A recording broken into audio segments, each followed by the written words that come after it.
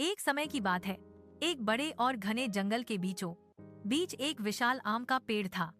हर साल उस पेड़ पर इतने मीठे और रसीले आम लगते थे कि दूर दूर तक के जानवर उन्हें खाने आते थे। उसी पेड़ पर दो पक्षी रहते थे, टोमी तोता और मैना मीनू। टोमी बहुत चमकीला हरा तोता था जिसकी बोली बहुत प्यारी थी, लेकिन एक कमी थी, वह बहुत लालची था।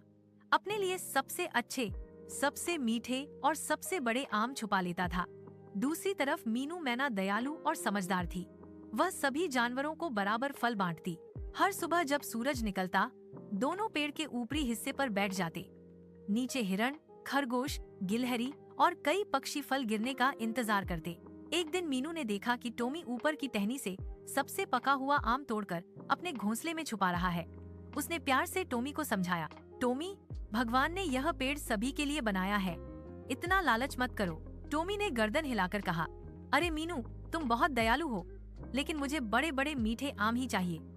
बाकियों को जो मिले उन्हें खाने दो। मीनू ने सिर हिलाया, लालच हमेशा मुसीबत लाता है टोमी, याद रखना। लेकिन टोमी ने बात को मजाक में उड़ा दिया। जून का महीना था और आम पूरे पक चुके थे। पेड़ के नीचे रोज जानवरों की भीड़ रहती और टोमी हर दिन 2-3 बास्केट जितने आम अपने घोंसले में भर लेता। एक दिन गिलहरी चिंकी बोली, टोमी भाई, आज बड़े मीठे आम ऊपर हैं, क्या मेरे लिए एक गिरा दोगे? टोमी ने जोर से हंसते हुए कहा, मैं अपने आम दूं? कभी नहीं। बेचारी चिंकी उदास होकर चली गई। मीनू ने फिर टोमी को समझाया, हर किसी का हक होता है, दूसरों के लिए भलाई करने से खुशियाँ मिलती हैं। टोमी बोला, मुझे तो बस मीठे आम चाहिए, बाकी बातें तुम रखो। अगले दिन पेड़ पर अचानक काले बादल छा गए, मगर बारिश नहीं हुई। हवा में एक अनजानी खुशबू फैलने लगी।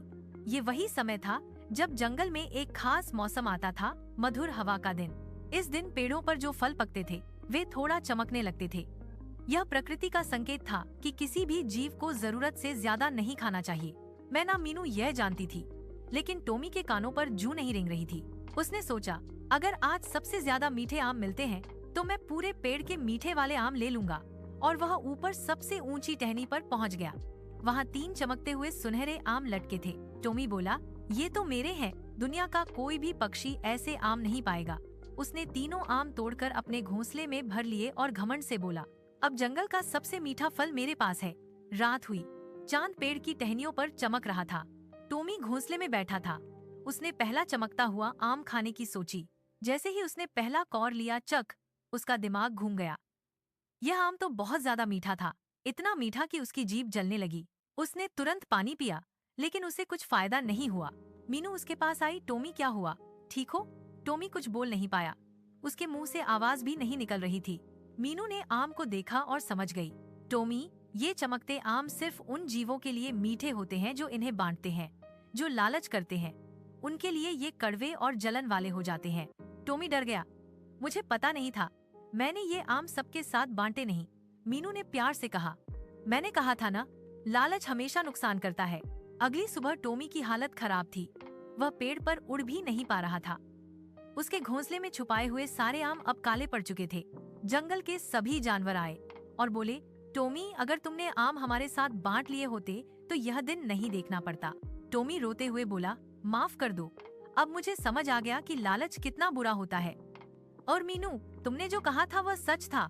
मीनू मुस्कुराई, सीखने में कभी देर नहीं होती। टोमी, उसने दूसरे जानवरों से कहा, आओ, आज हम सारे फल मिल बांट कर खाएं। सभी जानवर खुश हुए। इस बार टोमी भी पीछे नहीं रहा। उसने पेड़ पर जाकर पके हुए मीठे आम तोड़े और सबको बांटने लगा। कुछ ही दिनों में उसकी तबीयत भी ठीक हो गई और जंगल में सभी ने टोमी को फिर से पसंद करना शुरू किया। टोमी ने सबके सामने कहा, आज से मैं कभी लालच नहीं करूंगा। खुशी बांटने से मिलती है, छीनने से नहीं। अगर आपको यह प्यारी और सीख देने वाली कहानी पसंद आई हो तो लाइक, शेयर और सब्सक्राइब करना बिल्कुल मत भूलिए। हम रोज लाते हैं बच्चों के लिए नई नई मजेदार और ज्ञान से भरी कहानियाँ। जुड़े रहिए लिटिल स्टार स्टोरीज से, जहाँ हर कहानी में है एक नई सीख।